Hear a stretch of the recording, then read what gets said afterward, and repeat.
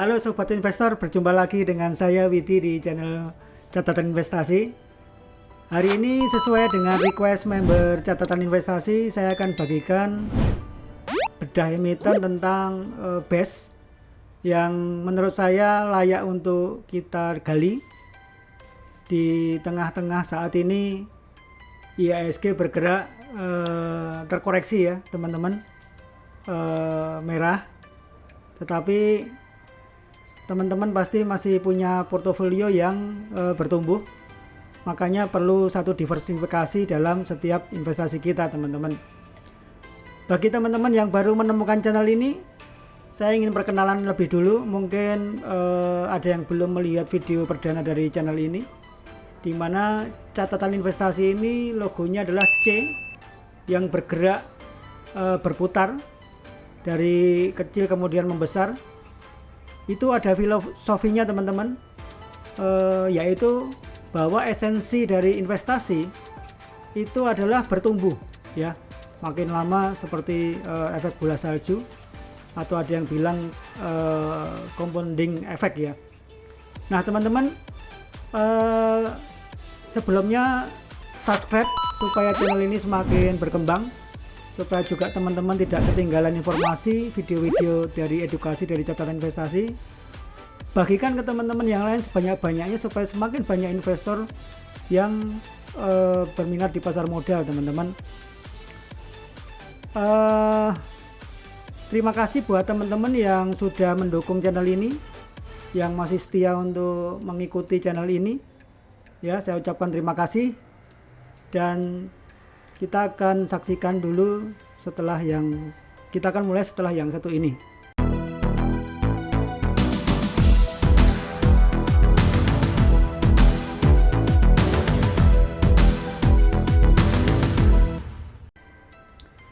Baik teman-teman, ini judulnya yaitu bedah emiten BES ya, booming investor asing. Video ini merupakan episode ke-19. Pertama-tama saya harus sampaikan dulu disclaimer on ya teman-teman. Ini tidak bosan-bosannya saya mengingatkan hal ini, yaitu bahwa di saham itu adalah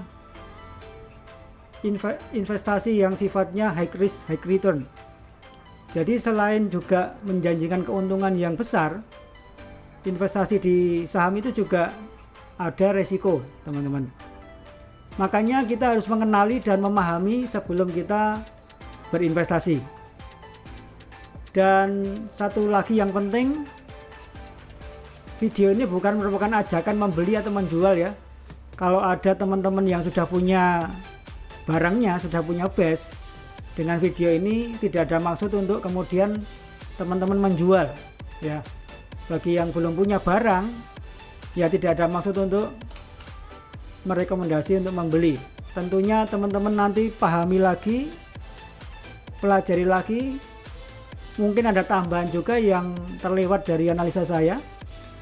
Lalu yang terakhir, catatan investasi merupakan opini pribadi teman-teman, opini saya sebagai pelaku di pasar modal, dan juga sekaligus video edukasi teman-teman.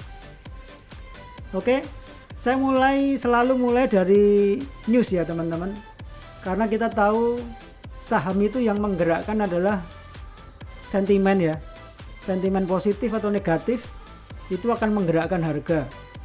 Kemudian kondisi ekonomi, faktor politik juga itu akan mempengaruhi pergerakan harga teman-teman. Nah ini satu berita yang saya ambil 18 September 2020. Beritanya ya memang sudah agak lama ya, kurang lebih hampir 4 bulan yang lalu. Saya ambil di bisnis.com. Judulnya prospek cerah emiten lahan industri di tengah wacana migrasi pabrik ke Indonesia teman-teman. Jadi menurut berita ini bahwa ada investor asing yang berminat untuk memindahkan pabriknya ke negara kita Indonesia teman-teman. Tentu berita ini menjadi sesuatu yang memberikan satu harapan ya teman-teman, khususnya di sektor yang terkait teman-teman, yaitu sektor properti. Bahkan belum lama ini sudah ada satu produsen terkenal ya, kalau nggak salah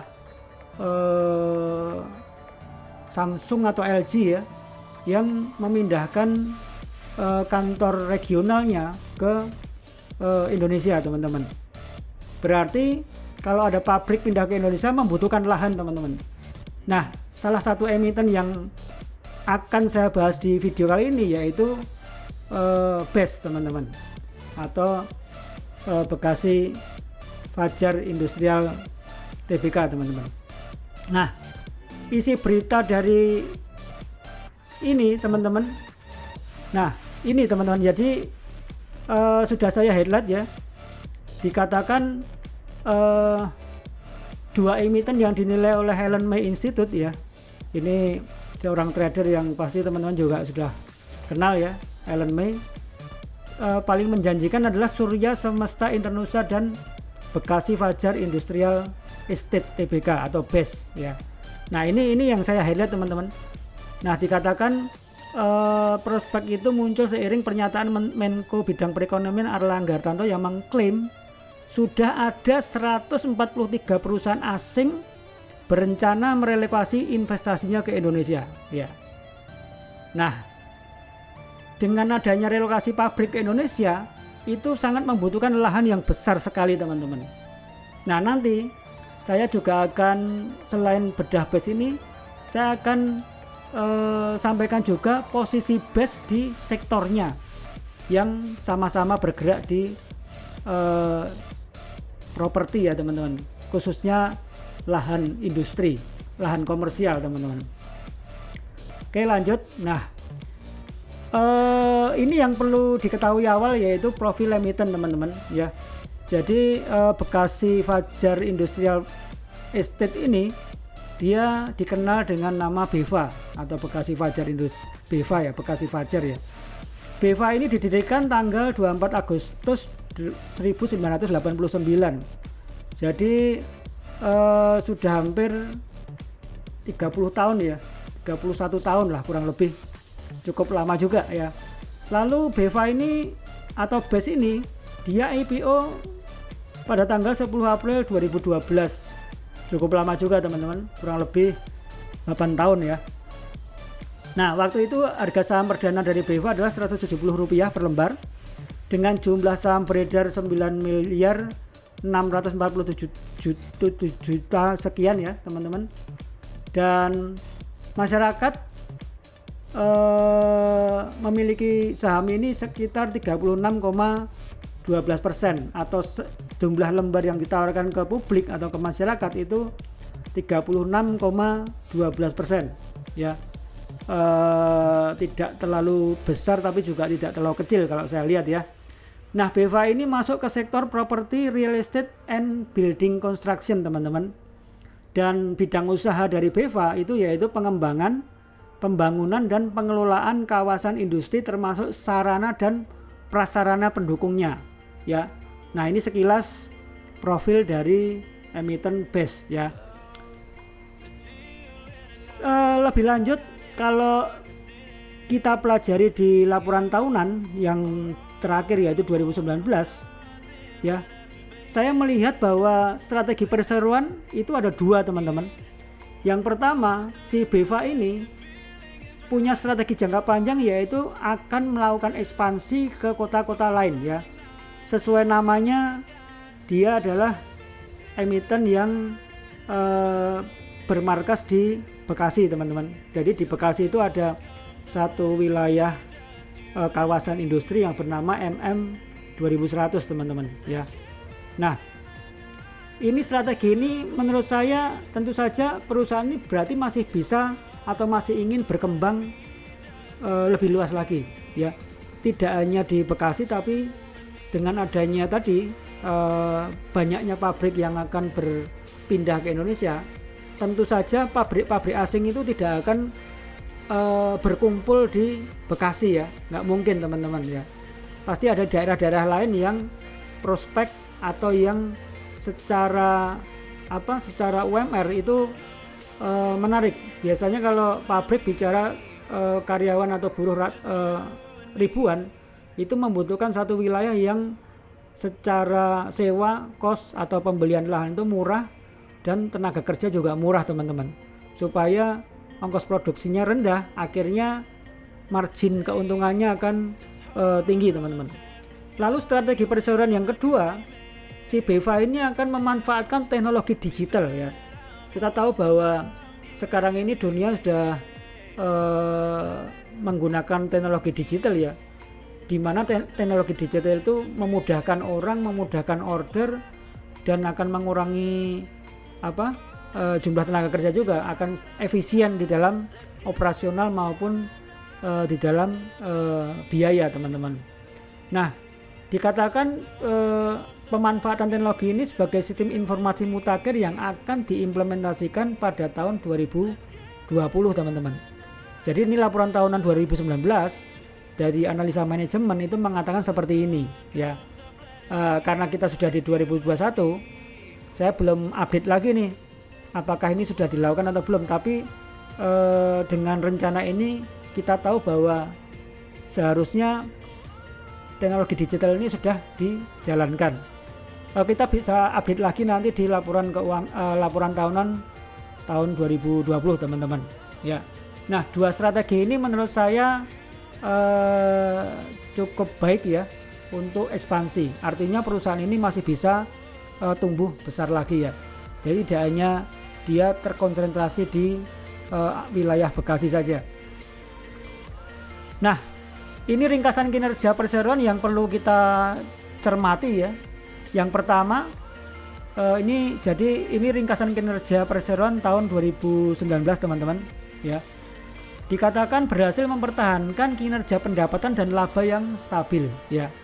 Kita tahu bahwa pendapatan dan laba yang stabil itu sangat penting ya buat satu perusahaan, juga menumbuhkan kepercayaan dari para pemegang saham.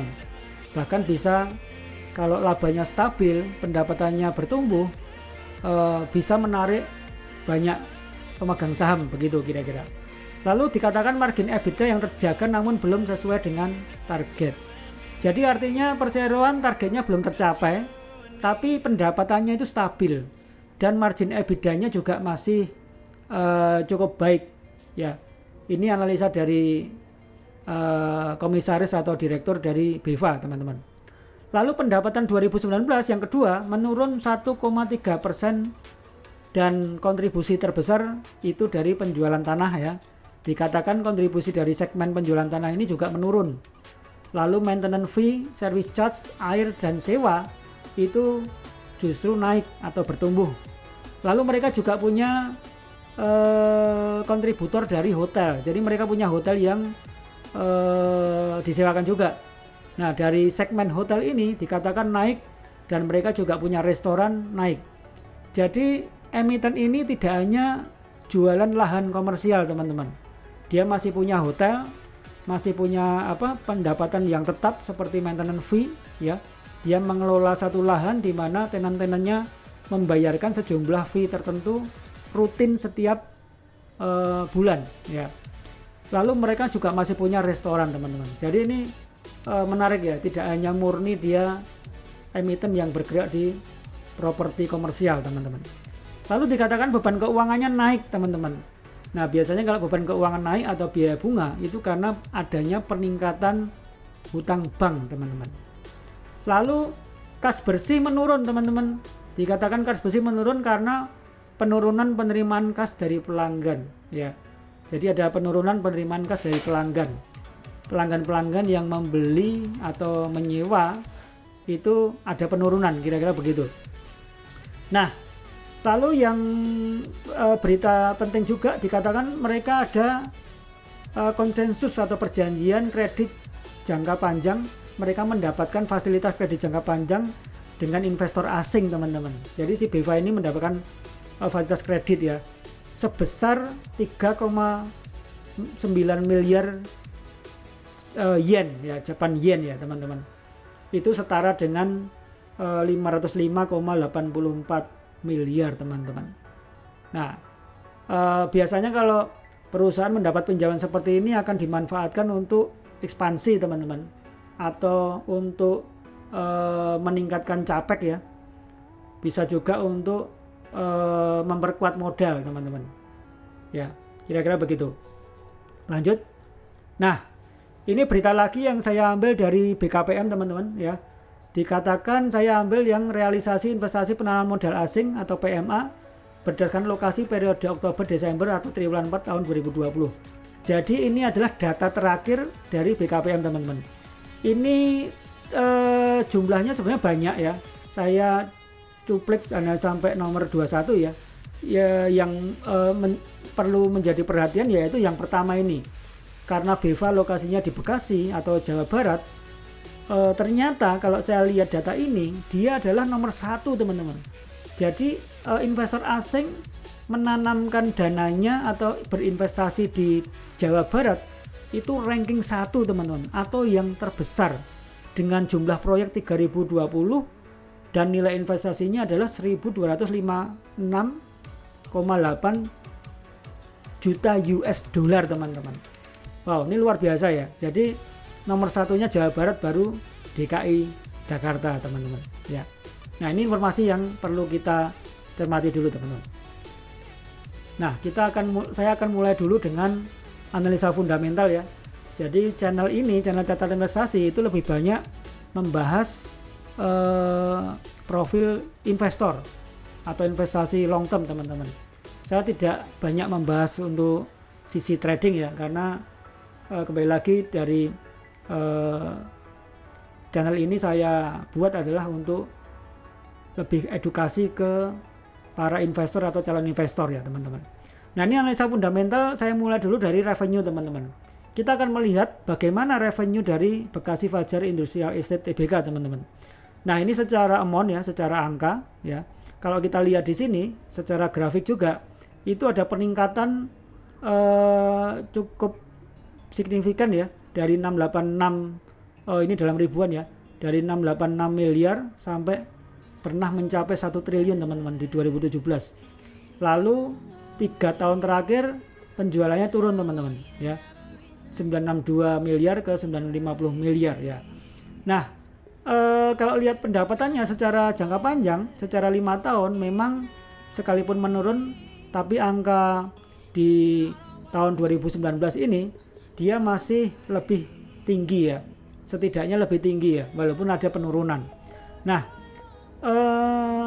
kalau kita bandingkan secara CAGR atau Compound Annual Growth Rate teman-teman, itu terbilang perusahaan ini sehat teman-teman.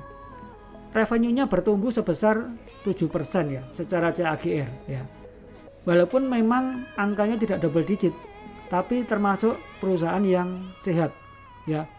Kalau revenue-nya bertumbuh itu indikasi bahwa perusahaan itu, emiten itu adalah sehat teman-teman. Secara umum kalau angka pertumbuhannya ini semakin besar atau semakin tinggi, itu berarti perusahaan itu semakin bagus teman-teman. Oke lah, 7% saya lihat cukup oke ya teman-teman, menarik ya. Lanjut, berikutnya net profit ya teman-teman, atau laba bersih ya. Kalau kita lihat di sini, laba bersihnya juga sejalan dengan pendapatannya ya. 3 tahun ini kenaikannya luar biasa, dari 2015 ke 2017 itu kenaikannya luar biasa. Dan sesuai penjualan tadi turun ya, net profitnya juga ikut turun teman-teman. Nah, yang menarik adalah pertumbuhan laba bersihnya secara CAGR itu 12% teman-teman. Penjualannya naik 7%, tumbuh 7%, tapi laba bersihnya bertumbuh 12% teman-teman. Ini cukup sehat ya, termasuk sehat karena laba bersihnya sudah bertumbuh double digit teman-teman ya. Agak sulit pertumbuhan yang double digit seperti ini. Kalau ada teman-teman menemukan emiten dengan pertumbuhan double digit, itu artinya menarik untuk kita dalami lagi ya. Dari sini kita bisa menyimpulkan di awal bahwa ini perusahaan yang menarik untuk kita berinvestasi atau untuk kita lirik teman-teman ya. Nah, lanjut, saya mulai dari total aset ya, karena total aset itu adalah menggambarkan kemampuan perusahaan atau size dari company seberapa besar, semakin tinggi angkanya berarti size-nya adalah semakin besar. Nah, total aset BES itu per tahun 2019 itu mencapai 6,3 triliun teman-teman. Dan secara CAGR itu bertumbuh 7% ya. Sama persis dengan revenue-nya tadi ya. Jadi total asetnya si BEVA itu bertumbuh terus ini teman-teman. Hingga kalau kita hitung secara CAGR itu 7% ya. Dari sini kita juga menyimpulkan bahwa secara aset perusahaan ini cukup sehat teman-teman, bertumbuh terus ya. Lanjut, berikutnya pos ekuitas yang perlu kita lihat ya. Dari sisi ekuitas atau modal terakhir di 2019 itu 4,4 triliun teman-teman ya. Kalau kita lihat di sini juga angkanya cenderung naik ya. Ekuitasnya bertumbuh ya, 3,042 triliun, 3,390, 3,848 terus bertumbuh hingga 4,4 triliun. Dan secara CAGR ekuitasnya bertumbuh positif sebesar 8% teman-teman ya. Lanjut lagi. Nah, sekarang saya akan mulai ke sesi indikator rasio ya. Pertama adalah profitability indicator atau indikator profitabilitas. Ini yang biasanya investor lihat pertama kali ya.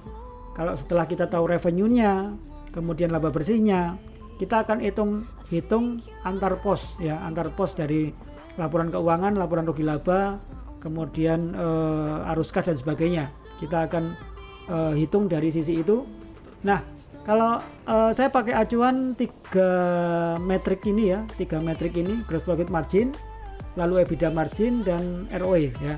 Kalau kita lihat di gross profit margin itu sangat tinggi teman-teman, tergolong tinggi ya, karena 67%, walaupun secara 5 tahun terakhir itu cenderung menurun ya, dari 96, 74, 72, di 2018 masih 72, lalu 2016 67%, dan kalau dirata-ratakan itu masih di angka 76% gross profit marginnya teman-teman.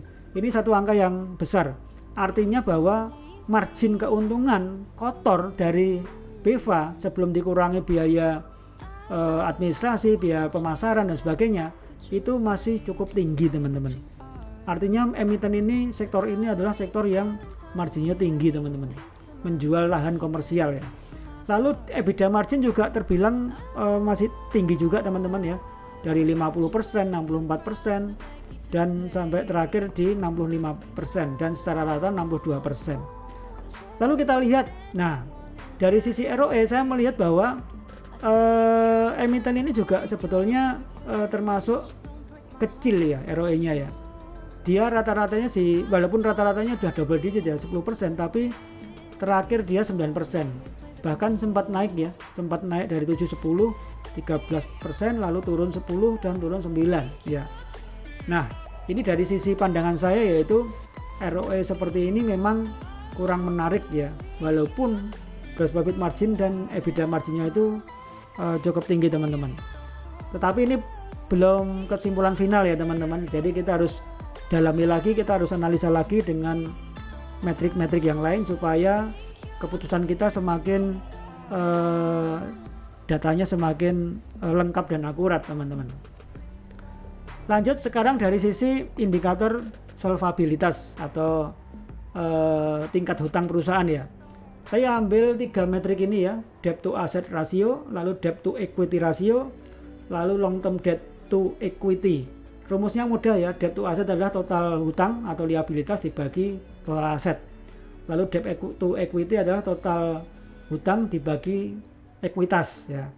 Long term debt saya menyoroti dari sisi hutang jangka panjang teman-teman. Jadi perbandingan antara hutang jangka panjang dengan ekuitasnya teman-teman. Nah, kalau kita lihat 3 metrik ini, rasio hutang BES itu tergolong rendah sekali teman-teman ya. Rendah sekali ini. Jadi kalau dilihat debt to assetnya, jadi aset yang dibiayai dari hutang itu hanya 30%-nya teman-teman ya, artinya kira-kira begitu. Dan secara rata-rata di angka 33%. Lalu debt to equity-nya juga tergolong rendah ya. Ini bahkan cenderung menurun teman-teman ya. dari 52, 54, 49, 51, 43. Dan kalau secara rata-rata itu 50% teman-teman. Nah, long term debt-nya ya, long term debt-nya itu juga tergolong rendah teman-teman ya. Jadi utang jangka panjangnya jika dibanding ekuitasnya itu cuman 30%, 38% teman-teman. Nah, jadi ini menarik ya. Jadi asetnya lebih banyak dibiayai bukan dari hutang, tetapi dari ekuitas teman-teman, atau modal sendiri, atau mereka lebih banyak mengandalkan kas internal perusahaan ya, dari permodalannya saja ya. Jadi mereka juga sekalipun tadi mendapat pinjaman, tetapi masih masih terjaga, kira-kira begitu teman-teman. 38% itu artinya sekalipun mereka hutangnya bertambah tapi masih terjaga rasionya, karena ekuitasnya berarti bertumbuh ya, lebih besar dibanding pertumbuhan daripada hutang itu sendiri ya. Nah, sekarang kita lanjut ke indikator likuiditas ya. Jadi seberapa liquid perusahaan bisa membiayai dari operasionalnya sehari-hari. Nah, rasio likuiditas saya ambil 3 metrik ini ya, yaitu rasio lancar atau current ratio. Rumusnya aktiva lancar dibagi utang lancar. Lalu asset test ratio atau quick ratio ya. Ini adalah aktiva lancar dikurangi dulu dengan inventory, baru dibagi dengan hutang lancar ya, utang jangka pendek teman-teman. Lalu cash ratio yaitu perbandingan antara kas setara kas dengan hutang jangka pendek ya, atau liabilitas lancar ya. Kalau kita lihat di sini rasio likuiditas base itu tergolong kuat teman-teman ya. Bahkan rasio lancarnya itu mencapai 11,4. Wah, ini agak mengagetkan saya karena jarang sekali saya mendapatkan emiten dengan tingkat current ratio itu 11,4 kali teman-teman. Artinya apa? Artinya kemampuan aset lancarnya itu 11 kali daripada hutang lancarnya. Artinya lagi, kalau emiten ini ditagih begitu oleh kreditur ya, dalam hal ini bank, untuk membayar pinjaman jangka pendeknya, itu dia bisa membayar dengan cepat teman-teman ya, 11 kali ya. Nah, ini agak berbeda dengan tadi yang revenue mengalami penurunan ya. Dari sisi current ratio ini justru mengalami pertumbuhan yang positif teman-teman, dari 3,9 sampai 5 tahun terakhir menjadi 11,4. Lalu quick ratio juga termasuk tinggi ya, 6,4 kali. Sebetulnya 0,5 itu sudah bagus teman-teman. Nah, si base ini dia 6,4 teman-teman. Ini cukup tinggi ya, tergolong kuat ya secara kemampuan bayar teman-teman. Lalu cash rasionya dia punya 3 kalinya dari hutang teman-teman. Jadi secara kas dia kuat ya, cadangan kasnya besar, 3 kali lipat dari hutangnya. Lalu asset test ratio 6 kali dan current rasionya 11 kali. Asset test ratio aja dikurangi dengan inventory, itu aja masih cukup besar teman-teman ya. Nah, ini dari sisi indikator likuiditas ini termasuk bagus ya teman-teman untuk emiten base ini. Nah, sekarang rasio yang tidak kalah penting, indikator aktivitas atau rasio aktivitas. Saya memakai 3 metrik ini ya, jadi sama semua, saya pakai 3 ya, inventory turnover, total asset turnover, dan receivable turnover. Inventory turnover itu adalah perbandingan antara penjualan bersih dengan rata-rata inventory ya. Jadi bukan inventory akhir tahun tapi awal tahun sebelumnya dengan inventory 2 tahun dibagi 2, atau rata-rata inventory awal dengan akhir begitu.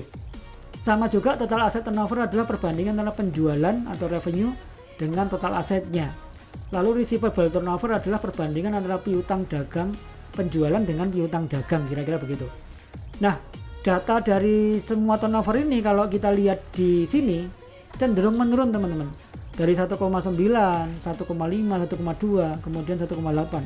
Dan secara rata-rata 1,2.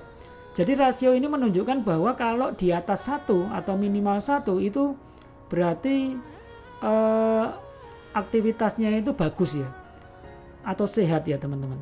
Jadi si base ini dia kurang dari 1. Total asetnya juga begitu. Artinya pertumbuhannya agak lambat. Ya mungkin karena sektor properti itu memang beda dengan sektor retail ya. Kalau penjualan properti itu kan biasanya memang agak panjang begitu ya. Untuk menjadi kas itu agak dibutuhkan waktu. Lalu receivable turnover dia justru bagus ya. Jadi dalam setahun dia piutangnya itu bergerak sebanyak 3 kali. Ini pun sebetulnya penurunan teman-teman, karena kalau kita lihat datanya di tahun 2015 itu receivable turnover-nya itu bagus banget ya. Nah di sini menunjukkan bahwa piutangnya itu semakin mengecil teman-teman ya. Piutang semakin mengecil artinya revenue juga turun. Tadi kan sempat ada penurunan walaupun secara growth itu masih bertumbuh 7% teman-teman ya. Jadi dari sisi activity indikator ini agak kurang bagus ya kondisi dari atau kinerja dari BEVA ini teman-teman. Nah sekarang lanjut rasio yang tidak kalah penting, bagaimana pasar menghargai dari satu saham ya. Nah rasio market value ini saya ambil PBV ya, lalu PER dan price to sales ya teman-teman. Nah kalau dilihat dari rasio PBV-nya itu tergolong under value teman-teman. Karena secara rata-rata 0,7 masih di bawah 1, bahkan selama 5 tahun ini dia masih di bawah 1 teman-teman. Nah ini bagus. Semakin menurun begini semakin bagus, artinya semakin murah teman-teman. Lalu dari sisi price to earning dia juga mengalami penurunan ya. Ini positif karena berarti under value teman-teman secara per PBV ya. Lalu price to sales-nya juga cenderung menurun ya, dari 3,5 menjadi 3,0. Nah dari data ini menunjukkan tren yang sebetulnya membaik ya. Pasar menilai atau menghargai si BEVA ini itu under value teman-teman. Nah yang terakhir teman-teman, sekarang pertanyaannya bagaimana posisi BES ya. Kalau saya lihat di daftar emiten atau yang terdaftar di Bursa Efek Indonesia, itu emiten yang bergerak di sektor yang sama, yaitu penjualan lahan komersial atau lahan industri, itu ada 5 ini teman-teman. Tadi sempat disebut Ellen May kan ya, yaitu SSIA ya. Nah kita lihat di sini apakah BES itu lebih bagus dari SSIA atau lebih jelek.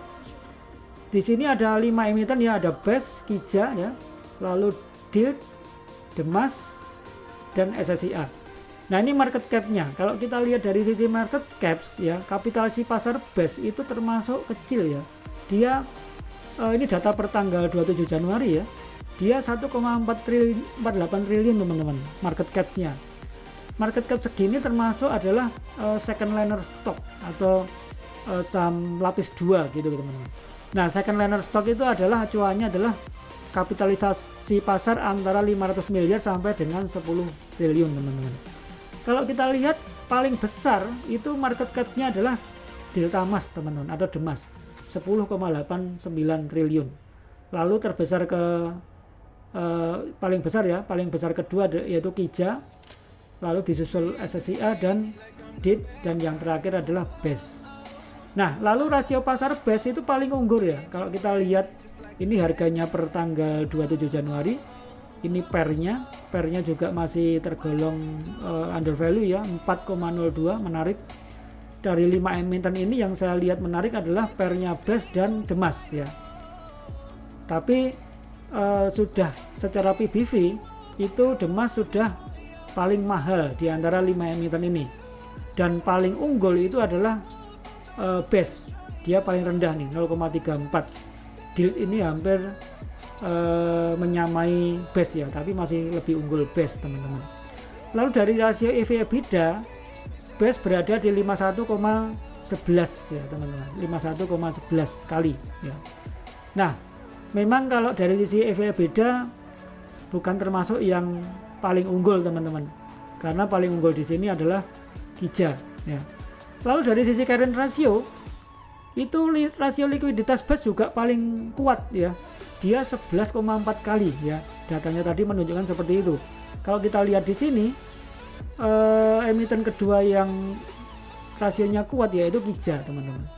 Secara rata-rata ada 4 emiten ya, BES, KIJA, DEMAS, dan SSIA. Yang paling rendah rasio lancarnya yaitu DILD ya, DILD teman-teman. Nah, dari sisi current rasio likuiditas, BES ini adalah paling kuat teman-teman ya. Jadi ini menarik ya. Lalu secara gross profit margin teman-teman, dilihat di sini juga rasio profitabilitas dari BES itu paling unggul teman-teman. Dia paling tinggi 66,62%. Tertinggi kedua adalah DEMAS ya teman-teman. Cuman sayangnya secara ROE dia paling rendah. Bukan paling rendah ya. Dia berada di tengah-tengah teman-teman. Karena paling tingginya adalah DEMAS, paling rendah yaitu KIJA ya. Dia masih lebih tinggi di antara 3 emiten ini ya, SSIA, DILD, KIJA itu masih tinggian BES teman-teman ya. Nah secara ROE sayangnya dia berada di tingkat yang tengah-tengah. Apakah menarik untuk investasi? Tergantung dari profil teman-teman. Kalau saya pribadi, saya cenderung akan, kalau 5 emiten ini saya akan memilih DEMAS teman-teman, karena ROE-nya tinggi ya, double digit teman-teman. Kira-kira umumnya adalah semakin tinggi ROE itu adalah semakin bagus perusahaannya, atau semakin menarik ya secara return teman-teman. Lalu secara DER ya, rasio hutangnya, BES itu bukan yang paling rendah di antara 5 emiten ini, karena paling rendah adalah DEMAS 23%. Jadi tapi secara batasan ya, limit, 5 emiten ini rasio hutangnya adalah rendah semua sebenarnya teman-teman, karena di bawah 100% teman-teman. Nah ini kesimpulannya yaitu BES rasio hutangnya masih terjaga atau sehat. Bagaimana dengan revenue growth teman-teman? Ini saya ambil revenue growth selama 5 tahun ya. Saya ambil datanya dari Reuters ya. Kalau kita lihat di sini posisi BES itu penjualannya positif ya. Namun bukan termasuk yang tertinggi. Karena yang pertumbuhannya tertinggi revenue-nya yaitu DEMAS 11,49. Sedangkan BES itu 2,51. Tetapi kalau kita lihat emiten KIJA dan SSIA itu pertumbuhannya negatif teman-teman. Nah, kalau kita ada 5 pilihan seperti ini, kita akan mensortir 3 emiten ini ya, BES, DILD, dan DEMAS dari sisi revenue growth ya, yang menarik untuk kita pilih begitu. Nah teman-teman, jadi kalau negatif seperti ini biasanya kita akan cenderung untuk menghindari ya. Nah dari kesimpulan ini ya, secara rasio hutang dan rasio likuiditas, BES itu termasuk yang paling unggul, dan bahkan rasio pasarnya juga paling unggul teman-teman ya. Jadi dari metrik-metrik ini kita bisa melihat bahwa BES ini secara valuasi murah, under value, dan secara rasio hutang rendah, kemudian kemampuan bayarnya kuat. Cuman sayang hanya ROE-nya saja yang tergolong tidak terlalu tinggi teman-teman, tapi juga tidak terlalu rendah. Dan secara pertumbuhan revenue itu masih tergolong cukup sehat ya. Dia di tengah kondisi seperti tertekan ya. Kita tahu bahwa di tahun 2020 itu rata-rata emiten tertekan, dan di 2019 pun dia juga ada penurunan, tapi dia masih bertumbuh positif teman-teman, walaupun termasuk yang terendah ya, terendah di antara 3 emiten ini ya, yang positif ya, 11,49, 8,40, dia termasuk yang terendah ya teman-teman. Kira-kira begitu teman-teman video kali ini yang membahas tentang bedah emiten BES ya. Dan sektor ini akan bergairah dengan adanya SVF ya, yang dicetuskan Presiden Jokowi ya. Dengan adanya SVF nanti banyak investor asing akan masuk ke Indonesia. Bahkan tadi sebelum ada SVF pun tadi sudah ada berita bahwa akan banyak pabrik-pabrik asing itu akan berpindah ke Indonesia. tentunya lahan komersial akan semakin dibutuhkan, banyak perusahaan yang akan membutuhkannya, khususnya di lokasi Bekasi. Dan kalau kita lihat strategi perseroan tadi, dia cukup mendukung ya, karena dia akan berekspansi di kota-kota lain selain atau di luar dari Bekasi, teman-teman. Oke, kalau masih ada pertanyaan, komentar, silakan tulis di kolom komentar ya, teman-teman. Di Catatan Investasi juga ada WA Group, silakan bergabung ya. Kita bisa berdiskusi banyak tentang seputar dunia saham dan khususnya tentang video ini, teman-teman. Oke, jangan lupa like, subscribe, dan bagikan video ini ke teman-teman yang lain. Sekian dulu dari saya. Happy investing, salam investasi, salam cuan selalu.